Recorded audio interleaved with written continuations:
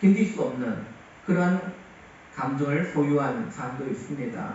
그렇지만은 다른 사람을 죽이는 것은, 다른 사람의 생명을 해하는 것은 결코 인간이 저지려서는 안 되는 그런 아주 무서운 죄라 얘기입니다. 그래서 하나님의 백성들은 결코 살인에 대해서 우리가 미화해서는 안 되는 거예요. 우리가 드라마나 영화를 보면서 요즘에 소재들이 참 어떻게 보면 사람들의 심리를 많이 이용합니다. 한 달 전에 끝났던 드라마 가운데 그런 드라마 있었어요. 모범택시라는 드라마 있었어요. 내가 어떤 어려움에 처했어요. 그리고 아니면 뭐 보이싱피싱을 당해가지고 돈을 엄청나게 떼였어요. 아니면 우리 가족 가운데 어떤 사람이 또한 누구로부터 해코지를 당했습니다. 그래서 이 아이가 자살을 했어요. 그래서 사법으로 어떻게 해도 뭐 안 되는 거예요. 그럴 때 이것을 보복해 줄 수 있는 그런 업체에게 의뢰를 합니다. 그럼 그 업체는 그 사람을 잡아가지고 혼냅니다. 그리고 심한 경우는 그 사람이 죽기도 합니다. 그걸 보면서 어떤 사람들은 하나님 내가 하지 못한 일을 대신해 줬기 때문에 거기에 희열을 느끼는 사람도 있어요. 근데 물론 크리스찬들은요 결코 살인을 미화해서는 안 되는 겁니다. 아니 어떠한 일이 있더라도 변명해서도 안 되고 어떤 일이 있어도 다른 사람의 생명을 해하는 그런 짓은 해서는 안 된다는 사실입니다. 하나님께서 율법에서 살인하지 말라. 아주 간단합니다. 몇 자 되지 않습니다. 이 말씀은 어떠한 경우에도 살인은 허용되지 않음을 우리에게 말씀하고 있는 겁니다. 이스라엘 백성들이 아무리 억울한 일을 당하고 누군가가 악을 끼쳤다 할지라도 자신이 직접 그 사람의 생명을 해치는 일은 결코 할 수 없습니다. 이것은 사람이 분노를 품을 수는 있지만 무한정으로 분노의 감정에 따라서 행동해서는 안 된다 하고 우리에게 말씀합니다. 왜냐?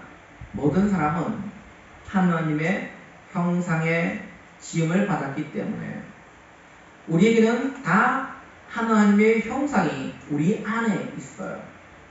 이것은 예수를 믿든 안 믿든 간에 상관없이 하나님께서 인간을 창조하실 때에 창조에 올린 거예요. 그래서 모든 사람에게는 다 하나님의 형상이 있는 겁니다. 하나님의 형상이.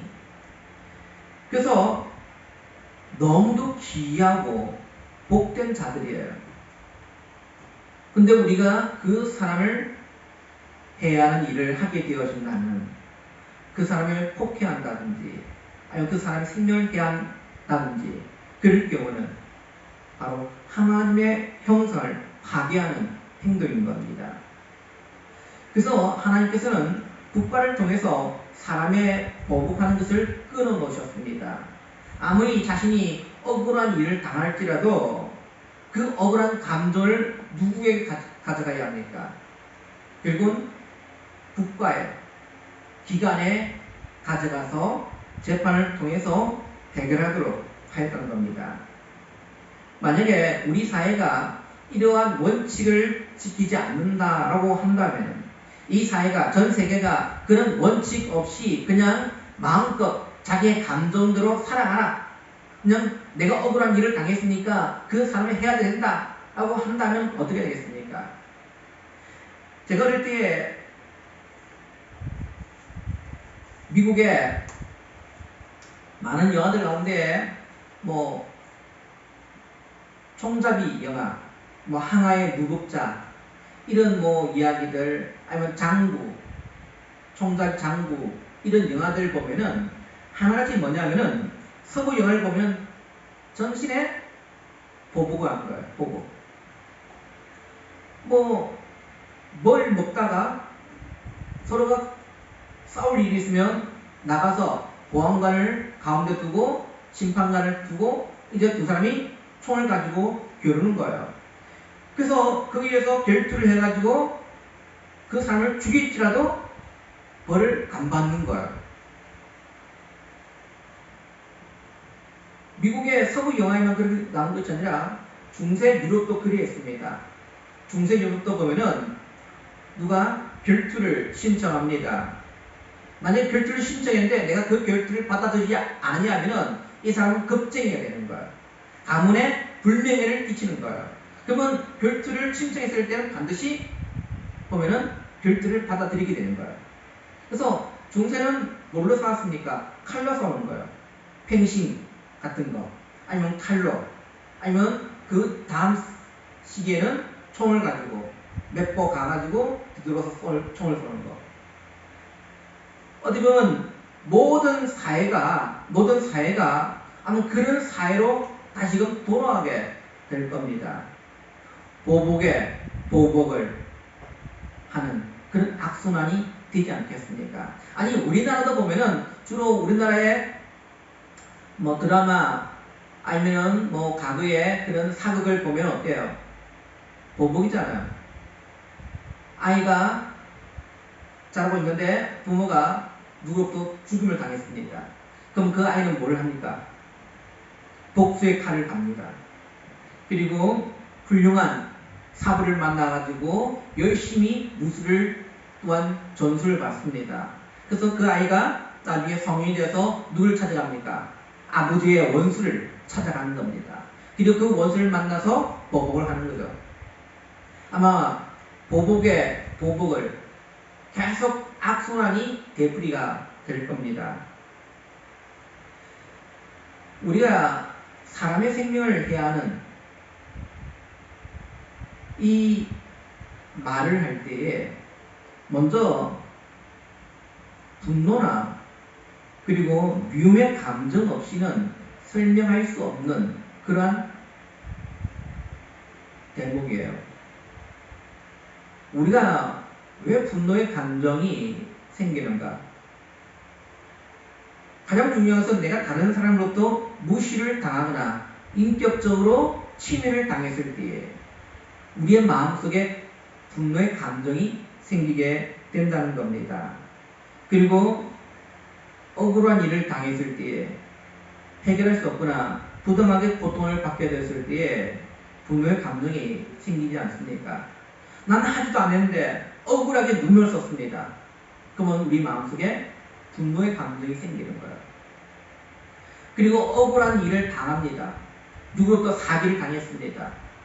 그럼 내 마음속에 그 분노의 감정이 생기게 되는 겁니다. 그래서 사람에게 가장 어려운 문제가 이 분노의 감정인 거예요. 왜냐하면 분노의 감정이라는 것은 한번 생기게 되어지면 항상 복수하겠다는 마음을 만들어내는 겁니다. 복수의 마음을 만들어내는 거예요. 그래서 몇 년이 지나든 아니면 10년, 20년이 흘려도 그 감정을 치유하지 않으면 계속 그것이 남아있게 됩니다. 남아있게 되는 거예요. 내가 반드시 잘 되어가지고 저 사람 내가 복수할 거야. 저 사람을 코를 납작하게 만들 거야. 이런 마음들이, 감정들이 계속해서 생기게 되는 겁니다. 근데 사람들은요, 이런 분노의 감정이 생겼을 때에 법적으로 해결하는 걸 별로 원하지 않습니다. 왜냐? 자기 손으로 원수를 갚고 싶어요. 자기의 손으로. 그러나 하나님께서는 사회의 제도를 통해서 오늘 우리에게 끝없는 보복의 악순환을 그치게 하셨어요. 그래서 우리가 법이란 게 만들어져 있잖아요. 그리고 그 법을 어겼을 때는 또 내가 어떤 억울한 감정이 어떠한 일을 당했을 때 우리가 어디에 호소를 할 수 있습니까? 법에 호소를 할 수 있는 거예요. 이런 모든 법이라는 제도도 결국은 누가 만드신 거예요? 하나님께서 만드신 제도인 겁니다.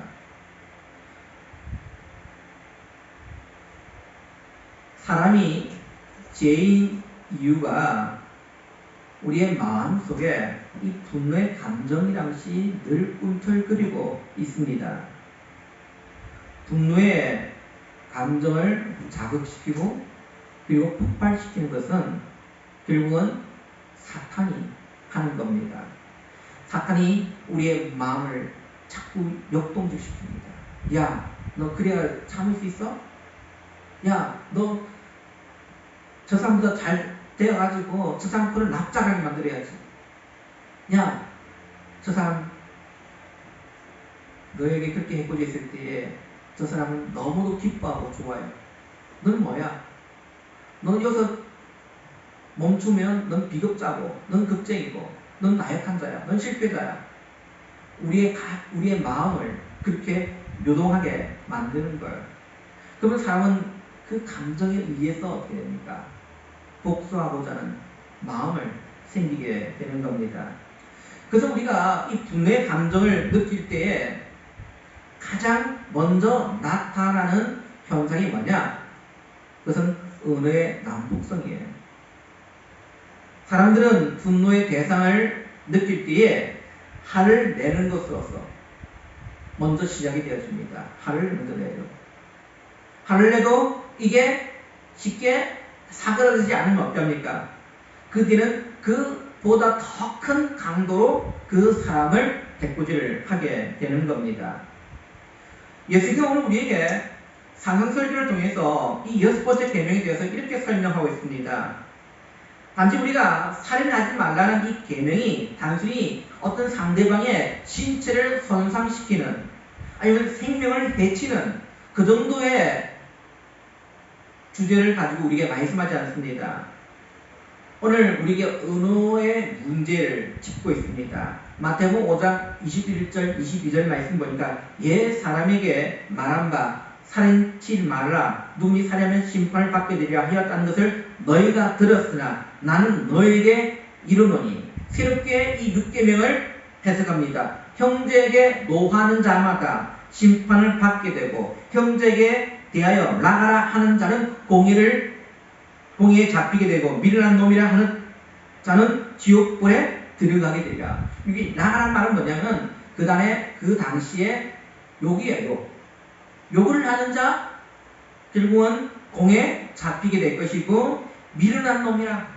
요즘에 우리가 많이 사용하는 말 가운데 야 미련한 놈, 바보, 멍청이 이런 말 있잖아요. 그런 말조차도 지옥불에 들어가게 되리라 라고 말씀합니다. 단지 살인하지 말라는 이 계명을 가지고 단지 어떤 사람을 생명을 해야 한다든지 신체에 손상을 끼치는 정도가 아니라 말로 통해서 그 사람의 인격을 침해하는 그런 일들까지도 주님은 포함시키고 있다는 사실이에요.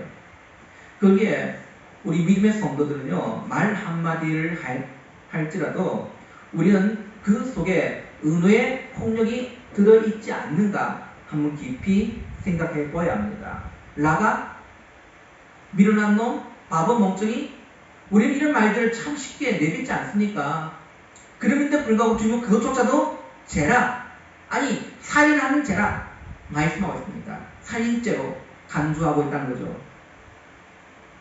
우리의 마음속에요, 그런 분노의 감정이 생기면요, 우리는 바보, 멍청이 이런 말들을 쉽게 내뱉을 때가 많다는 겁니다.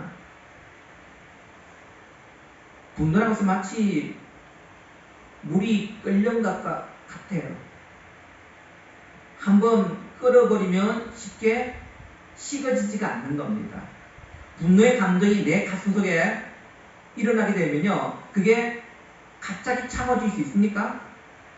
안 되는 거예요. 잘 사그러지지 않는다는 겁니다.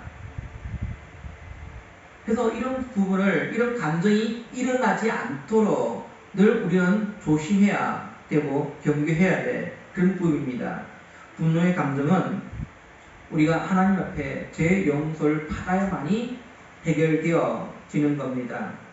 이 세상에 가장 아름다운 단어가 있다고 한다면 그것은 용서일 겁니다. 용서. 용서보다 더 아름다운 말은 아마 없을 거예요.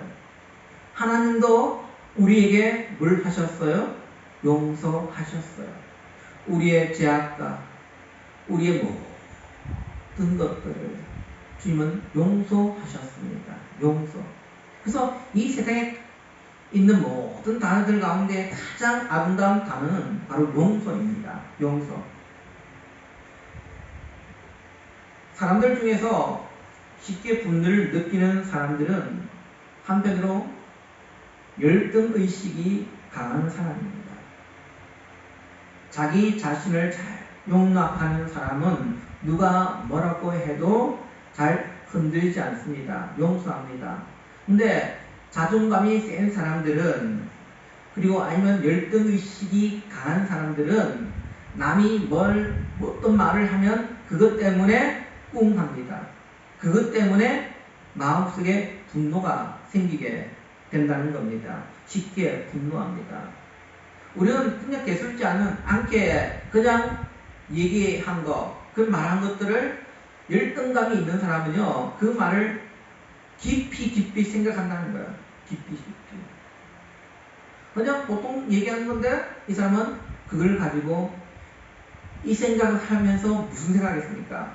또 앞으로 일어날 일에 대해서 또 생각 속에 잠기고, 그리고 여기에 가지를 치고 또 가지를 치고, 그러다 보면 나중에 종잡을 수 없을 만큼, 걷잡을 수 없을 만큼 또한 가게 될 때가 많다는 겁니다. 분노의 감정이 치밀어 오를 때에 자기가 왜 그러는지 한번 생각해 봐야 합니다. 내가 과연 이런 식으로 화를 내도 되는가? 내가 이렇게 화를 내는 것이 정말 타당한가? 이렇게 한번 생각해 봐야 됩니다. 가인이 아벨을 죽였습니다. 근데 아벨을 죽일 때 어떤 감정이 일어났을까요? 비록 내 동생이지만 죽이겠다는 그런 분노가 치밀어 오릅니다.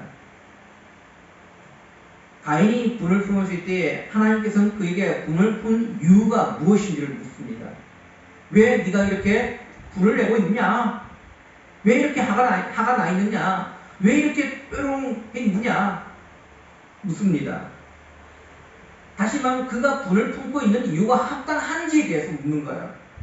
너 지금 그렇게 화가 날 만한 일인가? 이렇게 묻습니다. 여러분들 물어봅시다. 가인이 분을 낼 만한 이유가 됩니까? 아니, 아벨은 제사를 드렸어요. 가인도 하나님께 제사를 드렸어요. 다른 방식으로 통해서 드렸습니다. 그렇지만은 하나님께서 아벨의 제사를 받으시고 가인의 제사를 받지 않으실 때에 그 분을 아벨에게 품을 만한 이유 됩니까? 제사를 받지 않으신 분은 누굽니까? 하나님인데 오히려 지금 상대방 이 아벨을 지금 향해서 분이 일어나는 거예요. 그리고 그 제사를 받지 않으신 이유에 대해서 가인은 생각하지 않습니다. 왜 하나님께서 나의 제사를 받지 않았을까? 내가 뭔가 부족한가? 내가 잘못된 제사를 드렸는가? 이렇게 자신을 먼저 바라봐야 될 텐데 누구를 바라보고 있습니까? 아벨을 본 거예요. 그래서 그 마음속에 분노가 일어납니다. 가인은 결코 분노해서는 안 되는 거였습니다. 합당하지 아니했습니다. 우리가 화를 낼 때에 어떻게 합니까? 어떤 사람에 대해서 욕이 튀어나올 정도로 미울 때 여러분들은 어떻게 합니까? 상대방의 말은 아예 듣지 않고 자기만 혼자 떠들고 욕하고 하는 사람들이 있어요. 상대방이 뭔가 이유를 얘기하고 왜 그렇게 했는지에 대한 사항을 얘기했는데 그 사항조차는 아예 들을 하지 않습니다. 내가 하고 싶은, 내가 지금 가지고 있는 이 분노를, 감정을 지금 얘기하는 거예요. 그렇게 해서는 결코 문제는 해결될 수 없다는 사실을 기억해야 합니다. 요즘처럼 사람들이 감정을 컨트롤할 수 있는, 자기가 이 마음의 감정을 컨트롤할 수 없는 그런 사람들이 참 우리 주위에 많이 있지 않습니까? 화가 난다 해가지고 그 화를 아무도 내가 잘 모르는 그런 사람에게 화를 또한 분풀이합니다. 합니다. 폭력을 행사합니다. 어떤 사람들은 자신에게 그런 감정들이 일어날 때 노래방을 간다든지 아니면 술을 마시고 고래고래 소리를 질러야 그 화를 누구뜨릴 수 있는 그런 사람도 있습니다. 요즘에 우리 사회가 부모들이 이혼하는 가정들이 참 많이 생기고 있어요. 그 이혼에 많은 이유들이 있겠지만은 요즘에 가정폭력에 의해서 이혼하는 사례가 많이 급증하고 있다고 합니다. 가정폭력, 남편의 구타로 인해서 더 이상 살 수 없어서 이혼합니다. 근데 그런 폭력들이 일어날 때에 그걸 지켜보는 아이들이 있어요. 아이들이 그 모습을 지켜보면서 이미 인격적으로 손상되어 버립니다. 그리고 그 아이들이 나중에 성인이 됐을 때 그 감정들이 치유되어진 것이 아니라 남아있어요. 그리고 자신도 모르게 가정을 이뤘을 때 그 부모가 했던 것처럼 그렇게 다습하는 경우들이 많이 나타나고 있다는 겁니다. 사랑 믿음의 성도들, 이만큼 폭력이라는 것은 이만큼 우리가 다른 사람의 인격을 모독하는 것은 더 큰 결과를 초래한다는 사실을 기억해야 합니다. 하나님께서 인류에게 주신 가장 아름다운 선물은 다름 아닌 성령입니다. 이것이야말로 사람을 사람답게 만드는 것이고 흉악하게 이겨진 형상을 바로잡는 하나님의 능력이 되어집니다. 우리를 변화시킬 수 있는 것은 오직 성령밖에 없다는 사실이에요. 성령 하나님께서 우리의 마음을 치료해 주셔야 합니다. 우리의 심령 가운데 찾아오셔서 우리의 그 엉어져 있고 우리가 분노하는 그 감정을 성령께서 치료해 주시고 만족시야만이 가능하다는 사실을. 그래서 분노와 상처를 치료할 수 있는 약은 오직 성령이란 약밖에 없습니다. 성령이란 약. 에베소에 보면은 사도 바울이 4장 26절에 에베소서 4장 26절에 분을 내어도 죄를 짓지 말며 해가 지도록 분을 품지 말라 말씀했습니다. 여기에 분을 내어도 죄를 짓지 않는다는 것은 어떤 의미일까요? 그것은 이 분노란 이 감정을 우리가 가두어 두라는 겁니다. 이 일정한 이태들이 안에 가두어 두라. 분노하는 감정이 생길 때에 그 원인과 대상을 생각해서 그것이 폭발하지 않고 가두어 두라는 그런 얘기예요. 여러분들 분노가 폭발해 버리게 되어지면 다른 사람에게도 상처를 주지만 자기 안에 있는 하나님의 형상에도 지대한 영향을 끼치게 된다는 사실이에요. 여러분들 살인하는 사람들 보면은 눈이 다르답니다. 눈이 다르다. 왜요? 이미 그 하나님의 형상이 파괴되었기 때문에 파괴되었어요. 사람을 사람으로 보지 않는 거예요. 그리고 해가 지도록 분을 품지 말라 말씀합니다. 이 의미는 뭐냐? 분노의 감정을 내 힘으로 해결할 수 없다는 겁니다. 내 힘으로. 어떻게 해서든지 내가 이 감정을 해결해야지. 아니면 내일 만나가지고 내가 이것을 한번 따져야겠다. 결코 안 되는 거예요. 분노는 누구께 맡겨야 합니까? 하나님께 맡겨야 합니다. 하나님께 기도해야 되는 거예요. 특히 분노를 오래 품고 있으면 병이 생깁니다. 우울증, 신경쇠약, 이러한 병. 과거에 우리 어머니들은 무슨 병이 생겼습니까? 합병이 생겼어요. 하도 참고. 그래서 우리 어머니들이 과거에는 참 일찍 다 돌아가셨어요. 왜? 합병 때문에 속이 터져가지고 죽는 거예요. 속이 터졌어요. 믿음의 성도들, 그렇기 때문에 우리는 내 안에 분노란 감정은 내가 성인군자가 되지 않는 한 반드시 만들어지게 되어 있어요. 그렇지만 내 안에 품고 있는 이 분노를 내가 폭발시키면 안 되는 거예요. 그렇지만 그것을 너무 오래 참고 있어도 안 되는 거예요. 그럼 어떻게 합니까? 결국 우리는 하나님께 맡기는 거예요. 성령께서 내 마음을 치유해달라고 기도해야 되는 거예요. 성령께서 내 감정을 치유해주셔서 내가 지금 일어나고 있는 이 분노의 감정을 잠재워 주시고 저 사람을 용서할 수 있는 마음을 우리에게 허락해달라고 기도해야 되는 거예요. 마지막 하나 더 볼 것은 자살이라는 것을 한번 우리가 생각해 봅시다.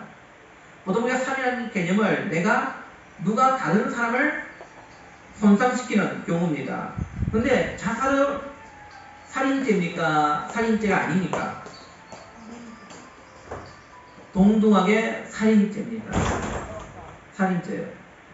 내가 분노가 생겨서 자살 충동이 느껴질 때가 있습니다. 근데 이 순간 이런 욕구가 생길 때에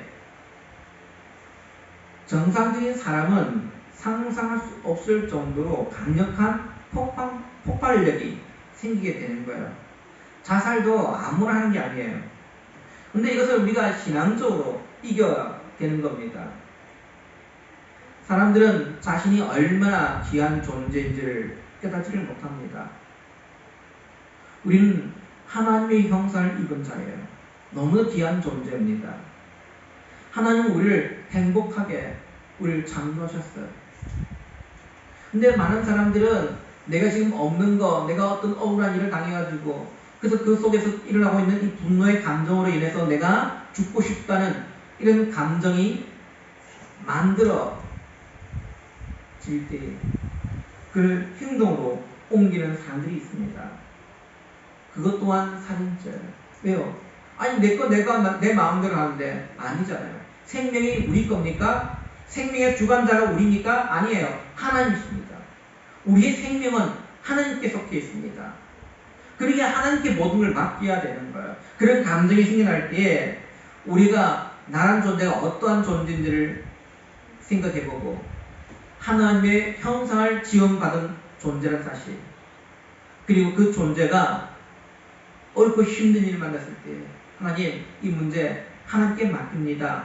하나님 해결해 주시고 우리를 도와달라고 그렇게 매달릴 수 있는 그런 믿음의 성도들이 되어지기를 바랍니다. 말씀을 맺습니다. 오늘 우리는 살인하지 말라 6계명의 말씀을 우리는 함께 보았습니다. 오늘 살인이라는 개념을 우리가 얘기할 때 가장 중요하게 생각해야 될 것은 분노할 수 있는 감정이에요. 분노의 감정. 그 분노의 감정을 컨트롤하지 못할 때 결국은 살인하게 되어지고 다른 사람의 신체를 손상하게 만든다는 거죠. 우리가 갑질이라는 것을 많이 얘기합니다. 갑질. 몇 달 전에도 아파트 경비원이 어떤 사람이 자기 차를 이중차선에 있기 때문에 딴 차가 이제 빠지를 못하니까 그 차를 밀었어요. 자기 차를 밀었다고 경비원을 구타했습니다. 그리고 그게 한두 번이 아니라 계속해서 갑질을 합니다. 그래서 이 경비원이 너무 분하고 어떻게 합니까? 그리고 자살을 했습니다. 그게 4일 일수가 되었어요. 저는 이 두 명 다 잘못되었다고 저는 말합니다. 갑질을 했던 주민도 분명히 잘못되었죠. 자신의 감정을 컨트롤하지 못하니까. 분명히 자신이 왜 분노하는 이유가 뭡니까? 잘못되었거든요. 경비원은 자기의 합당한 일을 한 거예요. 근데 그 분노를 컨트롤하지 못하니까 다른 사람의 신체를 손상시켜요. 또한 자살한 경비원은 마찬가지입니다. 어렵고 힘든 억울한 일을 당했어요. 그 감정, 근데 그 감정 밑에 뭐가 들어있습니까? 분노가 일어나는 거예요. 결국은 이 분노의 감정을 우리가 컨트롤하지 못할 때 생기는 것이 바로 살인죄라는 겁니다. 살인죄. 믿음의 성도들, 오늘 모든 계명은 다 하나님께 속한 것이고 모든 인간은 하나님의 형상을 따라 지음받았기에 모두가 다 귀하고 복된 자라는 사실을 기억해야 합니다. 우리가 다른 사람의 신체를 손상하는 그리고 살인하는 이 죄는 결국은 하나님의 주권에 대해서 도전하는 그리고 하나님의 형상을 파괴하는 엄청난 일이라는 사실을 기억하며 우리가 하나님 우리에게 이 시대에 주신 이 계명을 잘 기억하면서 우리가 분노의 감정이 생길 때마다 그 감정을 성령님께로부터 하고 치유받을 수 있는 저와 여러분 되시기를 주님의 이름으로 축원드립니다. 기도합니다.